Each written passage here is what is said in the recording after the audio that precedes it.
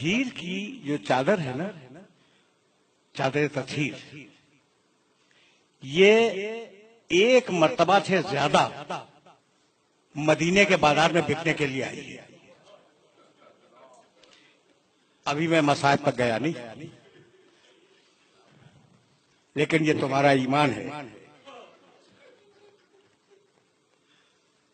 ایک واقعہ سن لو۔ ایک کتاب ہے جذب القلوب، فارسی میں۔ صاحب جذب القلوب نے ان بزرگ کا تعلق ہمارے مسلک سے نہیں ہے، انہوں نے چھوٹا سا واقعہ لکھا، اور اس چھوٹے سے واقعے کو بیان کروں گا اور مصائب کے 2 جملے تم سے اجازت لے لوں گا، اب زیادہ نہیں۔ وہ لکھتے ہیں صاحب جذب القلوب کہ در سیدہ پر ایک سائل آیا اور گھر میں کچھ بھی نہیں تھا اس سائل کو دینے کے لیے۔ اتفاق سے دروازے پر سلمان فارسی بیٹھے ہوئے تھے۔ شہزادی نے سلمان فارسی سے کہا، سلمان یہ میری چادر لو، اسے بیچ کے کچھ پیسے لے آؤ۔ لکھا تو یہ ہوا ہے۔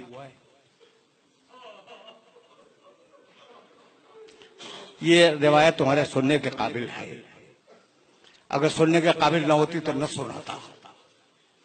یہ چادر لو، اسے بیچو، کچھ پیسے لاؤ اور سائل کو دے دو۔ سلمان فارسی کندھے پہ چادر لے کر باہر نکلے۔ اب سلمان فارسی کی زبان میں اتنی جرأت نہیں تھی کہ وہ کہتے کہ میں فاطمہ زہرا کی چادر دی آیا ہوں بیچنے کے لیے، نہیں کہہ سکتے۔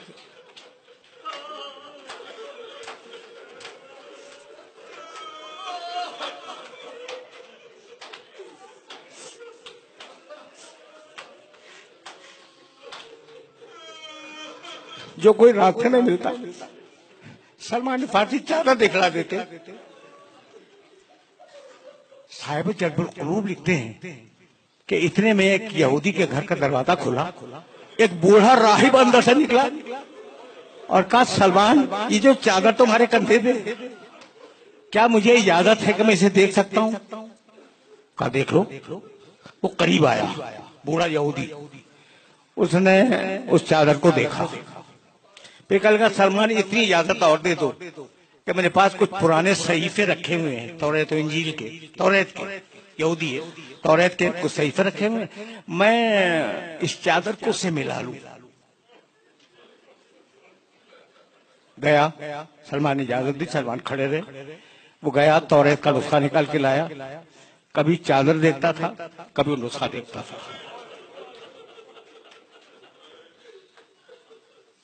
جب اس نے نسخے سے چادر کو ملا لیا تو کہا، سلمان میں اسے خریدوں گا۔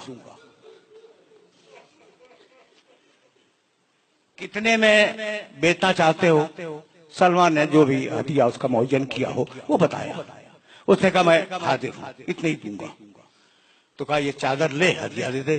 کہا نہیں، ہدیہ نہ یہاں دوں گا نہ چادر یہاں لوں گا، چل اپنے نبی کی مسجد میں۔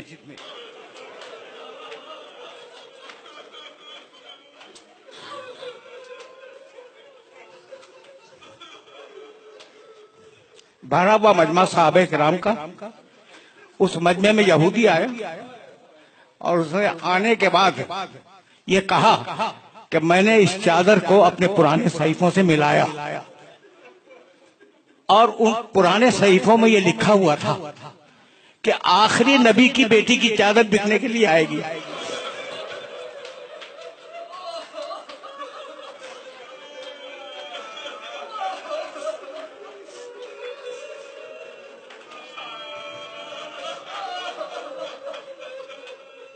جو اسے خرید لے گا وہ دنیا و آخرت کا بادشاہ ہوگا۔ تو میں کلمہ پڑھتا ہوں، میں کلمہ پڑھتا ہوں۔ اب جملہ اس کے بعد سنو، میں کلمہ پڑھتا ہوں، مسلمان ہوتا ہوں۔ اس نے پڑھا لا الہ الا اللہ وان محمد رسول اللہ، کلمہ پڑھ لیا۔ اب سلمان نے کہا کہ اب تو چادر لے لے۔ کہنے لگا سلمان جب یہودی ہو کے اس چادر کو ہاتھ نہیں لگائے۔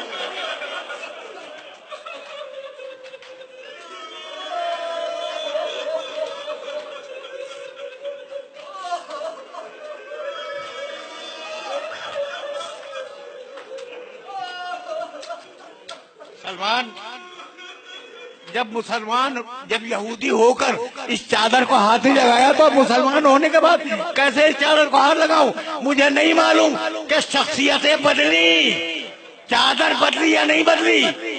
ایک واقعہ میں جانتا ہوں کہ بنی ہاشم کی عورتیں ہمیشہ سیاہ چادر اوڑھتی تھی۔ بنی ہاشم میں یہ رواج تھا کہ جو بیویاں چادر اوڑھ کے نکلتی تھی باہر، وہ کالی چادر اوڑھ کے نکلتی تھی۔ بس میرے عزیزوں میرے دوستوں، تم نے گریہ کیا اور مجلس اس مرحلے پہ تمام ہو جائے گی۔ میں نے کبھی پڑھا تھا، اب چادر ہی کے حوالے سے ایک جملہ سنو اور مجھے اجازت دے دو۔ میں نے کبھی پڑھا تھا کہ امیر مختار خدا اس پہ رحمت نازل کرے، حسین کے خون کا انتقام لینے والا امیر مختار، اس نے اور کچھ کیا ہو یا نہ کیا ہو، قتل تو کیا ہی قاتلان حسین کو، ان کا ریکارڈ لکھوا دیا کہ کس نے کیا جرم کیا تھا۔ اور آج ہمارے پاس جو مقاتل ہیں ان میں بہت سا حصہ امیر مختار کے لکھوائے ہوئے ریکارڈ کا ہے۔ ٹھیک، یہ بات طے ہے نا؟ ایک شخص پکڑ کے لایا گیا اور جب سامنے آیا تو کہا کہ تیرا جرم کیا ہے؟ وہ کہنے لگا امیر میں نے کوئی جرم نہیں کیا۔ خیمے لوٹے؟ نہیں امیر نہیں۔ اچھا کسی کو قتل کیا؟ نہیں امیر یہ بھی نہیں کیا۔ اچھا تیر پھینکا ہو؟ کہا نہیں امیر میں نے یہ بھی نہیں کیا۔ تو مجرم کو چھوڑ کر امیر نے اس شخص سے پوچھا کہ تو یہ سے کیوں لے آیا جب اس نے کچھ نہیں کیا؟ تو اس نے کہا امیر یہ جواب نہیں دے رہا ہے صحیح، میں بتلاؤں کہ اس نے کیا کیا تھا؟ بس امیر مختار نے تلوار کھینچی، کہا تو خود بتلا کہ تو نے کیا کیا تھا؟ اس نے کہا امیر میں نے کچھ نہیں کیا تھا، بس زینب کی چادر کو ہاتھ لگا دیا تھا۔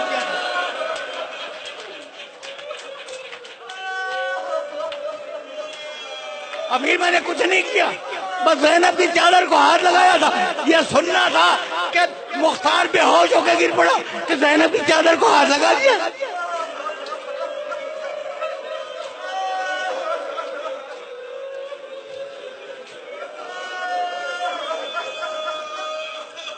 بس میرے عزیزوں میرے دوستوں، آج کی گفتگو اس مرحلے پر اختتام پذیر ہوئی اور